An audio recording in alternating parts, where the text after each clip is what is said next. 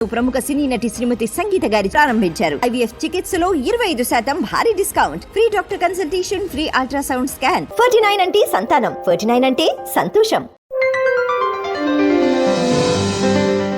Raj Tarun Lavanya conversation అయితే okay, నాకు అదంతా తెలుసు, ఆ వాయిస్ అవన్నీ ఉన్నాం, కానీ ప్రూఫ్స్ లేవు కదా. మస్తాన్ సాయితో ఇప్పుడు మీరు అన్న విషయము ప్రూఫ్స్ అయితే దొరకట్లేదు కదా, మీరు అన్న విషయాలన్నీ కూడా. ఇప్పుడు దేని వైపు మీరు పోరాటం చేస్తున్నారు? మరి ప్రూఫ్ కావాలంటే అయ్యాక మీరు పక్కన నేను చూపిస్తాను. ఓకే, లావణ్య రాజతరుణ్ మీద అటాక్ చేసింది, ఇవన్నీ మీరు చెప్తున్నారు కదా, దేని తరపు నుంచి మీరు పోరాటం చేస్తున్నారు? ఇప్పుడు లావణ్య అయితే అదేదో జరిగిపోయిందండి, ఇప్పుడు వద్దు అని అనుకుంటుంది కదా, తను నాకు రాజతరుణ్ కావాలి అని తను అనుకుంటుంది, రైట్? రాజతరుణ్ కావాలి, నాయన నన్ను ఎప్పుడు ఏమీ అనలేదు అని తను అనుకుంటుంది. మరి మీరు దేని వైపు పోరాటం చేస్తున్నారు? రాజతరుణ్ వద్దు అంటున్నారనా? తప్పుడు కేసులు పెట్టద్దు, తప్పుడు కేసులు పోరాటం అంతా రాజతరుణ్ కాదు, ఎవరైనా సరే తప్పుడు కేసులు పెట్టద్దు. నీకు ఏ అర్హత ఉంది రాజతరుణ్ కావాలనడానికి? Already mood with Mastan Sai కాదు, అబార్షన్స్, అవి అబార్షన్స్ చెప్పించు. ఇది FIR చూడండి, దీంట్లో ఏ సెక్షన్లో మీరు చూడండి, అది ఆవిడ పెట్టిన కేసు రాజతరుణ్ మీద. ఏం సెక్షన్ చూడండి, పైన మీకు కనబడుతుంది 420, 493 ఒకటే ఉంది, పైనే ఉంటుంది చూడండి సెక్షన్స్ IPC. ఓకే, 420, 493, 506 IPC అంటే 506 అంటే క్రిమినల్ ఇంటిమిడేషన్. ఓకే, 420 అంటే చీటింగ్. ఇకపోతే 493, ఈ రెండు చిన్న సెక్షన్లు. 493 ఇదే పెద్ద సెక్షన్. ఇదేంటంటే పెళ్లి చేసుకుంటానని నమ్మించి మోసం చేశావు అనేది ఈ సెక్షన్ యొక్క ఇది. దీనికి 10 ఏళ్ళు.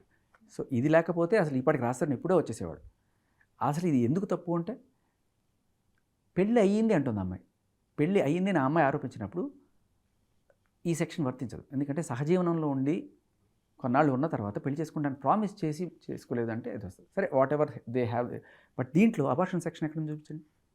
అబార్షన్ జరిగింది, చేయించాడు అంటే 314 ఏదో ఉంటుంది, అది పెట్టాలి. లేదు కదా, బయట మీడియా కోసం ఆరోపణ, బట్ నిజానికి లేదు కదా. సింపుల్, తేటతెల్లమైందా లేదా? తను రాజతరుణ్ అంటే స్టార్టింగ్లో ఎప్పుడైతే ఈ న్యూస్ బయటకు వచ్చిందో వెంటనే తను మాట్లాడిన మాటలు, నేను నార్మల్గా తనకు డబ్బులు ఇవ్వడం ఆపేశాను కాబట్టి నా మీద ఇప్పుడు ఇట్లాంటి కేసెస్ పెడుతుంది అని చెప్తున్నాను. మీరు చెప్పిన దానికి ఆయన చెప్పిన దానికి అసలు సంబంధమే లేదు. ఆవిడ ఎందుకు పెట్టిందో ఆవిడే చెప్పాలమ్మా, బట్ పెట్టింది తప్పు, అది తీసేయమంటున్నాను నేను. ఆవిడ ఎందుకు పెట్టింది అనేది దానికి నా ఇది చెప్పనా, నా పాయింట్ ఆఫ్ వ్యూ చెప్పనా. ఆవిడ డ్రగ్ కేసులో 45 రోజులు చెంచలు కూడా జైలుకి వెళ్ళి వచ్చింది.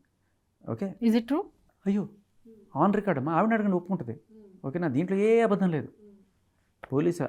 పోలీసులకి ఆవిడ ఇచ్చిన కన్ఫెషన్ ప్రకారం, నా సొంత ఊహాగానాలు కాదు, ఇది పోలీస్ రికార్డ్స్ నుంచి నేను తీసుకున్నది. పోలీస్ కన్ఫెషన్స్ ప్రకారం, వాళ్ళ కన్ఫెషన్ కాదు, పోలీసుల దగ్గర ఈవిడిచ్చిన కన్ఫెషన్ ప్రకారం ఆవిడ ఏం చెప్పిందంటే, నేను డ్రగ్స్ అమ్మడం వల్ల పోలీసులు పట్టుకున్నారు, మెత్ 4 గ్రాములు దొరికింది, అది సీజ్ చేశారు, ఇదంతా చేసి ఫైనల్గా కోర్టుకు ప్రొడ్యూస్ చేస్తే కోర్టు దీంట్లో విషయం ఉందని చెప్పి ఆవిడని రిమాండ్కి పంపించింది. రిమాండ్ అంటే ఏంటి, ట్రయల్ ఇంకా జరగల, బట్ దీంట్లో సబ్స్టెన్స్ ఉంది, విషయం ఉంది అని చెప్పి ఆవిడని పంపించింది. పంపించిన తర్వాత ఆవిడ ఏం చేస్తారు, జనరల్గా బెయిల్కి అప్లై చేసుకుంటారు. 15 రోజులకు ఒకసారి అప్లై చేసుకోవచ్చు. రాల, ఫస్ట్ టైం బెయిల్కి అప్లై చేస్తారు, అంటే అంత స్ట్రాంగ్గా ఉంది కేసు. రెండోసారి అప్లై చేశారు, రాల. మూడోసారి ఇస్తే ఇచ్చారు. అందులోనూ ఒక అమ్మాయికి కొంచెం తొందరగానే రావచ్చు జనరల్గా, ఏదైనా ఉంటే నాకు తెలియదు, బట్ న్యాయం అందరికీ సమానమే కాబట్టి ఏమైనా అయి ఉండొచ్చు. బట్ 45 రోజులు రాలా, తర్వాత బయటకు వచ్చిందంటే నిర్దోషిగా కాదమ్మా, ఇంకా ముద్దయ్యాయి ఆవిడ. ఇప్పుడు ఒక నెల 2 నెలల్లో మళ్ళీ ఆ కేసుకి హాజరవ్వాలి. అది చాలా స్ట్రాంగ్ సెక్షన్. ఓకే, NDPS అంటే నార్కో యాక్ట్ ప్రకారం 22B అనేది 10 ఏళ్ళు జైలు శిక్ష. 10 ఏళ్ళు మినిమం అయితే 5 ఏళ్ళు పడుతుంది. ఓకే, అండ్ దీంట్లో కన్విక్షన్ రేట్ చాలా ఎక్కువ. ఈ కేసుల్లో పడిన వాళ్ళకి చాలా ఎక్కువ కన్విక్షన్ రేట్, 90-95% అయిపోతుంది. కానీ దీని నుంచి బయటపడాలి, అసలు అదే కదా పెద్ద సమస్య. ఇవన్నీ చిల్లర సమస్యలమ్మా. ఒక మనిషి లైఫ్ పోతుంది కదా 10 ఏళ్ళు అంటే, నువ్వు చేసిన తప్పుకి. మరి ఎలా కాపాడుకోవాలి? ఇవన్నీ ఏంటి, రాజతరుణ్ వస్తాడు, లేకపోతే రాడు, బ్రేకప్ అయిందో, ఎక్కడో చోట ఏదో చేసుకుని బతకచ్చు. కానీ 10 ఏళ్ళు జైలుకి వెళ్ళిపోతే ఈవిడ జీవితంలో అత్యంత పెద్ద సమస్య ఏదైనా ఉంది అంటే అది రాజతరుణ్ కాదు, ఇంకోటి కాదు, అత్యంత పెద్ద సమస్య ఈ కేసు. దీని గురించి ఎవ్వరు మాట్లాడరు.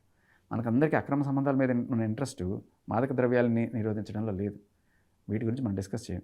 సో బేసికల్లీ ఇది ఉందనే విషయం మీకు కూడా తెలియదనే విషయం నాకు ఇప్పుడు అర్థమైంది. కాబట్టి దీని గురించి మీరు కొంచెం లోతుగా అధ్యయనం చేసి అందరికీ కూడా చెప్పండి. మీరు బేసికల్లీ ఈ 22B సెక్షన్ ప్రకారం ఎవరైనా సరే మీరు అందరూ కూడా గుర్తుపెట్టుకోండి, డ్రగ్ పెడ్లింగ్ అనేది డ్రగ్స్ తీసుకుంటే నువ్వు చేస్తావు, లేకపోతే నేను చుట్టుపక్కల వాళ్ళకి డేంజర్, ఏదో మెంటల్ వచ్చి ఎవరినో పొడి చేస్తావు. చుట్టుపక్కల వాళ్ళకి కూడా అంటే నీ దగ్గర ఉంటే రిస్క్ అని వాళ్ళు వెళ్ళిపోయే హక్కు వాళ్ళకు ఉంది కంప్లీట్గా. అదే రాస్తారు.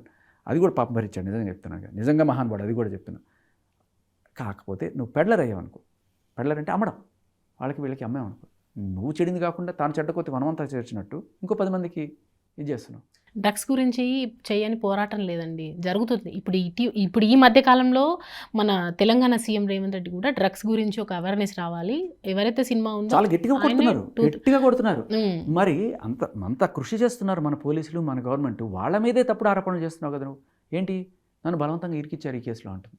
అంటే ఏంటి పోలీసులు తప్పనే? ఇప్పటికి కూడా అది ఛాలెంజ్ చేస్తున్నాం. సి అంత ఈజీ కాదమ్మా ఒక అమాయకమైన అమ్మాయిని తీసుకెళ్ళి లోపల పెట్టాలి. ఎందుకంటే ఏదో ఒక రోజు వచ్చి రా నువ్వు నీ చేతిలో దాంట్లో నేనే పెట్టేసి ఉంది అని చెప్పడం కాదు కదా. అదే జరిగింది అంటుంది అమ్మాయి బేసికలీ. నాకేం తెలియదండి, నేను శుద్ధ పర్సన్, సడన్గా వచ్చి నాకు పోలీసులు నన్ను అరెస్ట్ చేసేసారు, అక్కడికి తీసుకెళ్ళి నన్ను ఎక్కడో తీసుకెళ్లారు, అక్కడ తీసుకెళ్ళి నా బ్యాగ్లో వాళ్ళే పెట్టేసి వాళ్ళే తీసేశారు, ఇలా చెప్పుకుంటారు. ఎవరైనా అదే చెప్తారు బేసికలీ డిఫెన్స్. నన్ను ఇరికిచ్చారు. ఎందుకు ఇరికిచ్చారంటే రాజుతారిని ఇరికిచ్చాడు. ఎందుకు రాజుతారిని ఇరికిచ్చాడంటే మాల్వి మల్హోత్రాని చేసుకోవడానికి నన్ను అడ్డం తప్పించుకున్నాడు. మాల్వి మల్హోత్రాకి నిజం నీకు ఎప్పుడో బ్రేకప్ అయిపోయింది, ఎప్పుడు యూ ఆల్రెడీ మూడ్ ఆన్.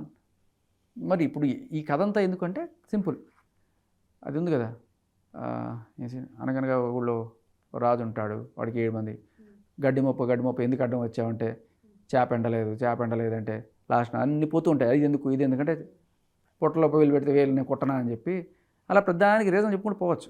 కానీ this is her biggest problem. If she ఇదంతా మీడియా కవరేజ్ హడావిడి టీఆర్పీలు వస్తుంటే ప్రతి ఒక్కళ్ళు కూడా దీని గురించి మాట్లాడతారు తప్ప ఆవిడ జీవితం ఎందుకు టీఆర్పీ అంటారు? న్యాయ పోరాటం అనుకోవచ్చు కదా. ఎవరు ఆవిడ? మేము మీడియా చేసేది. మీరు కాదమ్మా నేను చెప్పేది. ఆవిడని అదే పనిగా చూపిస్తూ ఆవిడ చేసే ప్రతిదాన్ని కూడా ఆవిడ ఆత్మహత్య చేసుకుంది, ఆవిడ ఏం చేసింది, ఆవిడ నిరాహార దీక్ష, ఇవన్నీ కూడా ఎక్కడెక్కడ బ్రేక్ అవుతున్నాయి. సో బేసికలీ ఒక ఛానల్ గట్టిగా నమ్మింది పాపం, ఆవిడ దాంట్లో న్యాయం ఉందని చెప్పి ఆవిడ కోసం పోరాటం చేస్తున్నారు. బట్ నేననేది ఏంటంటే దానికి ఆవిడ జీవితంలో ఇది చాలా చిన్న సమస్య, ఆవిడ జీవితంలో అత్యంత పెద్ద సమస్య ఈ డ్రగ్స్ సమస్య.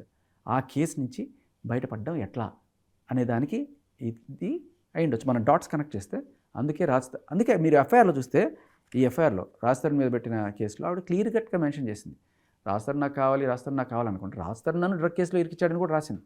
అంటే ఏంటి, పోలీసులు కుమ్మక్కయ్యారా? అంటే పోలీసుల మీదే ఎఫ్ఐఆర్ చేసుకున్నట్టు కదా.